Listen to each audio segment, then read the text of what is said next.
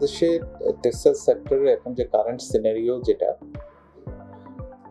Specially আমি যদি কথা বলি আমাদের স্পিনিং ইন্ডাস্ট্রি নিয়ে, স্পিনিং ইন্ডাস্ট্রি এটা বাংলাদেশে স্পিনিং ইন্ডাস্ট্রিগুলোর কম্পিটিটিভনেস ছিল দুইটা, একটা হলো পাওয়ার আর একটা হলো ম্যান পাওয়ার। মেইনলি এই দুইটা পয়েন্ট নিয়ে আমাদের কম্পিটিটিভনেস যেটা ছিল, তো লাস্ট টাইম যখন আমাদের পাওয়ারের দাম বাড়ানো হলো এবং ম্যান পাওয়ারের স্যালারি ইনক্রিজ করা হলো প্রায় 40%, আমাদের স্যালারি নয়েজেস 40%, এবং পাওয়ার ইনক্রিজ অলমোস্ট 2.5 টাইমস। এটা আসার পরে আমাদের আসলে কম্পিটিটিভনেস নাই বললেই চলে স্পিনিং ইন্ডাস্ট্রিগুলোর জন্য। এখানে একটা জিনিস আরেকটা হলো আমাদের যে স্পিনিং ফ্যাক্টরিগুলো যেটা ডেভেলপ করছে বেসড অন কটন ইয়ার্ন। আমাদের বাংলাদেশে ওইভাবে আসলে কটন ফাইবার যেটা, এই ফাইবার তেমন একটা কাল্টিভেট হয় না, তেমন একটা চাষ করা হয় না। তো এর মধ্যে আমাদের 100% কটন নিয়ে আসতে হয় বাইরে থেকে।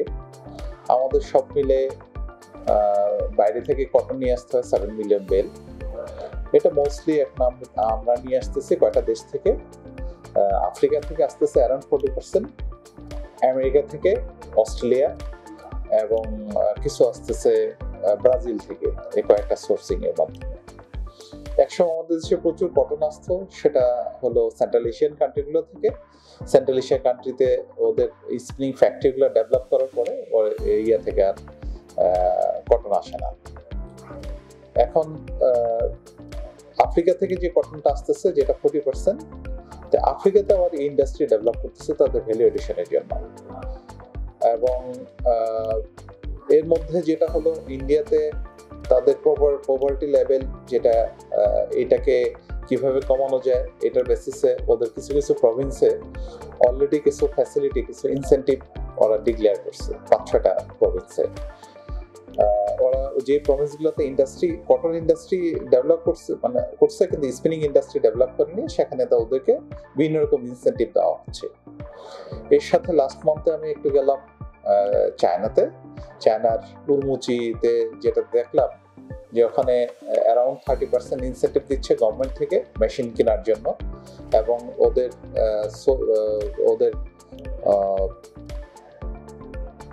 এটাকে বলে পাওয়ার প্রাইস, পাওয়ার কস্ট খুবই কম, এটা হলো 3.5 সেন্টস পার কিলোওয়াট। এটার জন্য ওখানে প্রচুর ইন্ডাস্ট্রি ডেভেলপ করছে, কিছু কিছু ইন্ডাস্ট্রি ডেভেলপ করছে যেটা 4.8 মিলিয়ন থেকে আরম্ভ করে 1 million স্প্যান্ডেল, 2 million স্প্যান্ডেল, up to 5 million স্প্যান্ডেল। ওদের প্রোডাকশন কস্ট অনেক কম, এবং চায়নার ইনসাইডে যে ফ্যাক্টরিগুলো আসতেছে, এই ইনসাইডের ফ্যাক্টরিগুলো ওই উরমুচির যে ফ্যাক্টরিগুলো আছে তাদের সাথে কোনো কম্পিটিটিভনেস নাই। ওই জন্য অন্যান্য ফ্যাক্টরিগুলো তারা কটন থেকে বের হয়ে অন্যান্য প্রোডাক্ট করে। আমাদের আসলে বাংলাদেশের স্পিনিং সেক্টরে প্রোডাক্ট ডাইভার্সিফিকেশন তেমন একটা হয়নি। আমরা চেষ্টা করতেছি, স্পেশালি আমি আমার কথা বলি, আমি গত 15 বছর থেকে অনেককে বোঝানোর চেষ্টা করতেছি যে কটনে আমরা সার্ভাইভ করবো না, এটা থেকে আমাদেরকে বেড়ে আসতে হবে, বের হয়ে এসে আমাদেরকে কাজ করতে হবে অন্যান্য সেক্টরে, অন্যান্য প্রোডাক্ট ম্যানুফ্যাকচারিংয়ে। যেমন এর মধ্যে একটা প্রোডাক্ট আছে, আমরা যদি কম্পিটিটিভনেসের কথা বলি, সেটা লিলেন।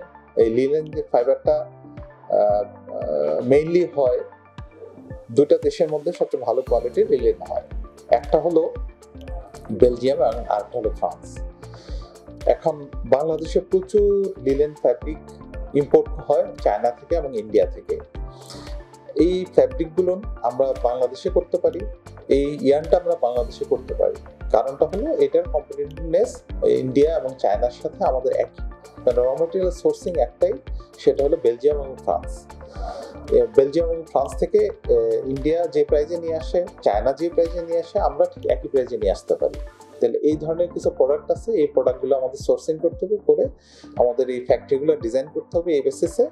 তাহলে আমরা অন্যান্য পৃথিবীর অন্যান্য দেশের সাথে আমাদের কম্পিটিটিভনেস যেটা থাকবে, এটা আমাদের স্পিনিং ফ্যাক্টরিগুলো সার্ভাইভ করাতে পারবে।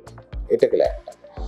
সেকেন্ড হলো নন কটন যে আইটেমগুলো আসতেছে এবং রিজেনারেটেড সেলুলোজ যে আইটেমগুলো আসতেছে, এই রিজেনারেটেড সেলুলোজিক আইটেম এবং নন কটন, পলিস্টার, নাইলন, তারপর অ্যাক্রিলিক, উল, এই ধরনের যে ফাইবারগুলো আছে এই ফাইবারের ব্লেন্ডিং যদি আমরা স্টার্ট করতে পারি আমাদের ফ্যাক্টরিগুলোতে, তাহলে আমরা আশা করি যে এই স্পিনিং এর এখন যে টার্বুলেন্সের মধ্যে আমরা আছি, এই টার্বুলেন্স থেকে আমরা বেরিয়ে যেতে পারবো এক সময়।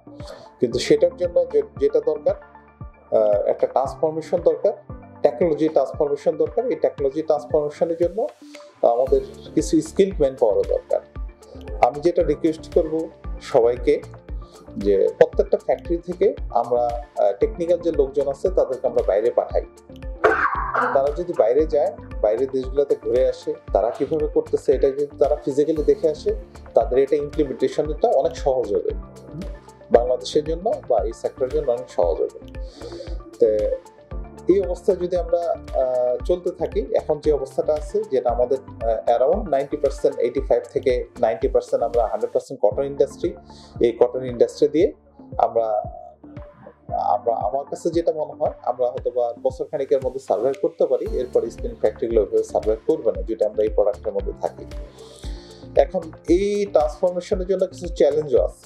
চ্যালেঞ্জ যেটা হলো, স্পিনিং ফ্যাক্টরিগুলো ডিজাইন করা হলো অ্যাভেলেবেল র ম্যাটেরিয়াল কি পাওয়া যায় সেটার উপরে। আনফরচুনেটলি আমাদের স্পিনিং ফ্যাক্টরিগুলো যখন ডেভেলপ হয়েছে তখন হলো সেন্ট্রাল এশিয়ান কটনের উপরে বেসিস করে আমাদের ফ্যাক্টরিগুলো ডিজাইন করা, এবং এখানে কয়েকটা বোটল নেক আছে। এই বোটল নেকের জায়গাগুলো হলো, একটা হলো কার্ডিং মেশিন, একটা হলো ব্লো রুম, একটা হলো ড্রপে। এই তিনটা জায়গা আমাদের বোটল নেক আছে স্পিনিং ফ্যাক্টরির জন্য। আমি যখন কটন থেকে অন্যান্য প্রোডাক্টে যাব, সেই সময় আমাদের যেটা করতে হয়, কার্ডিং স্পিড কিছু কিছু ক্ষেত্রে 30 কেজি পার আওয়ার, কিছু কিছু ক্ষেত্রে 40 কেজি পার আওয়ার, এটা আমাদেরকে চালাতে হয়। কিন্তু আনফরচুনেটলি ম্যাক্সিমাম ফ্যাক্টরি ডিজাইন করা হলো 90 কেজি 80 কেজি ধরে কটন উপরে বেস করে ডিজাইন করা। যখন আমি এই ধরনের নন কটন চালাতে যাই, তখন যে সমস্যাটা হয়, আমাদের এই ধরনের ফ্যাক্টরিগুলো আনইউটিলাইজ থাকে, 50%, 40%, 60% পর্যন্ত আনইউটিলাইজ থাকে, মানে আমাদের এই বটল নেকের জন্য।